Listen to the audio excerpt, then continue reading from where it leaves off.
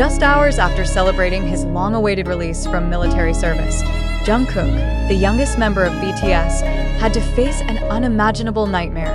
His private home was broken into by an obsessive stalker. What was supposed to be a quiet night of rest and reflection turned into a night filled with terror and anxiety. Now, one big question haunts fans and the general public alike. How deep is the emotional scar left by this incident?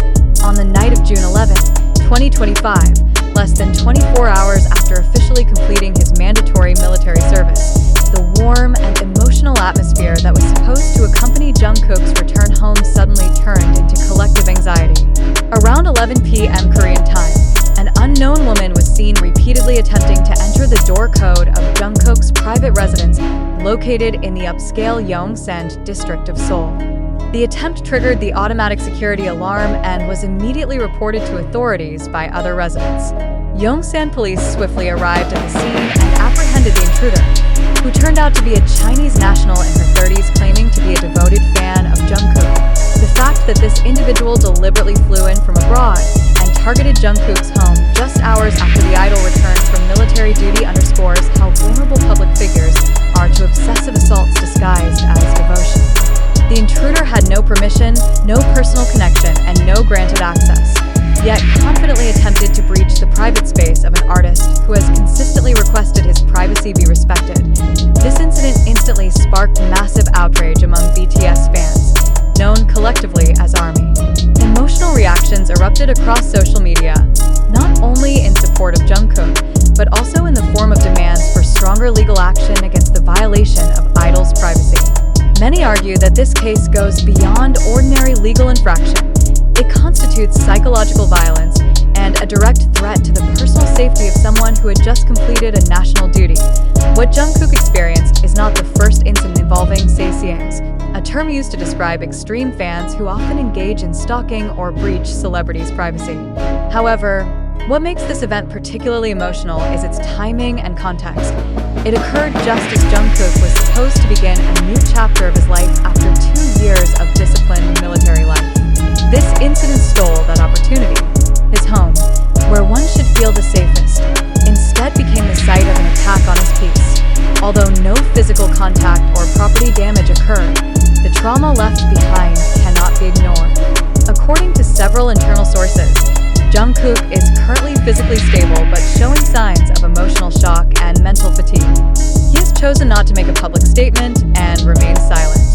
This attitude is understood as a form of self-protection, an attempt to process the mental pressure resulting from the incident without exacerbating his public image. The global community's reaction to this event reflects a growing concern for the mental well-being of K-pop artists.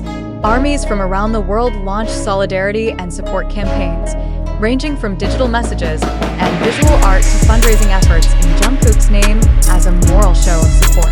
They not only express love for their idol, but also position themselves as moral guardians against violations perpetrated by irresponsible individuals. On the other hand, this incident has reopened debates about the effectiveness of celebrity protection systems in South Korea.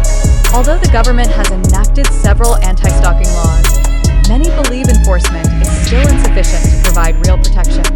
The incident involving Jungkook reflects how crucial stronger oversight and early threat detection systems are for artists who are often the targets of fan obsession.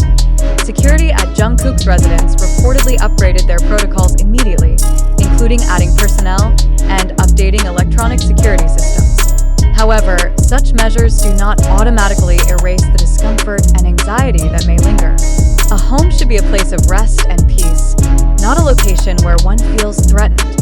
This incident is not only about Jungkook as an idol, but also as a human being.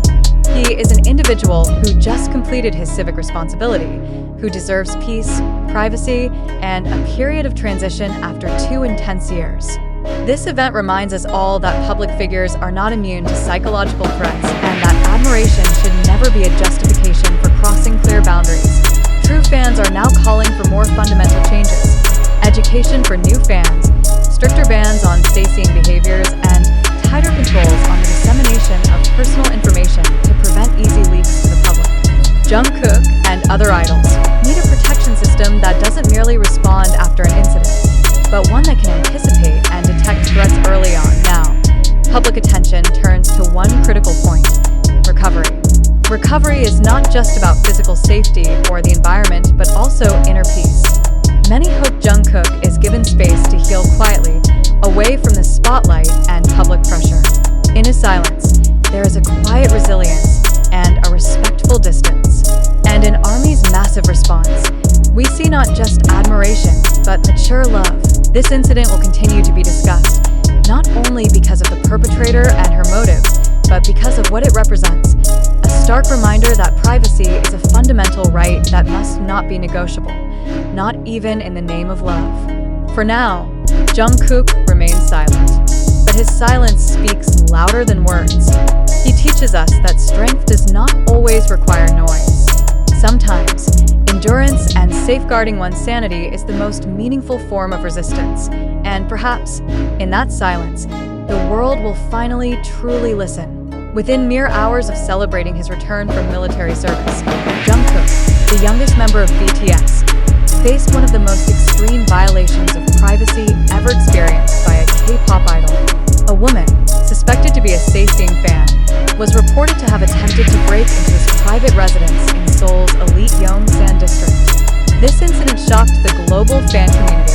But beneath all the commotion, one critical question arises: are we truly witnessing a real tragedy? Or is this part of a larger narrative crafted to draw public attention and steer public opinion? News of the stalking spread rapidly. From amateur video clips allegedly showing police surrounding a luxury apartment to the emotional narratives of fans expressing outrage on Twitter and TikTok, it all felt like puzzle pieces forming one dramatic image: an idol in pain, and the world either watching silently or erupting in noise. But can any of this be objectively verified? The information we present comes from various platforms, user uploads on social media, fan-run YouTube analysis videos, and viral discussions in online forums. However, it must be acknowledged, much of this information still resides in the realm of claims, not solid evidence. How far can we trust viral content that lacks confirmation from primary sources? Are we becoming participants in an unfiltered information culture? Or can we still pause and think rationally? This event, cited as the peak of concern over Sasaeng fanaticism, serves as a moment of reflection not just for ARMY, but for the broader public. Are we witnessing a harsh reality that reveals a public figure's vulnerability amidst popularity's euphoria? Or is this just a domino effect of an information consumer culture where every rumor has economic value and every narrative can be monetized? Jungkook's reported emotional reaction, shared by some fans through nonverbal cues, including his somber expression caught on camera, has indeed evoked sympathy. But is it truly a sign of trauma from this event? Or is that expression merely a coincidental snapshot of post-military exhaustion? The fact that Jungkook has not made a personal statement leaves room for speculation. Is his silence a form of self-control, or evidence that this narrative might not be fully reliable? Many social media users feel the timing is too coincidental. One day after discharge, and there's already a break-in attempt? Isn't that narrative too perfect to be real? If it did happen, why is visual documentation so limited and unverifiable? Why haven't major media outlets widely reported on it in official formats, aside from mentions in alternative media and user-generated content? There are also voices within the fandom that suspect ulterior motives behind the story's dissemination. Some even suggest the possibility that this narrative is being used to divert attention from other issues facing the Korean entertainment industry.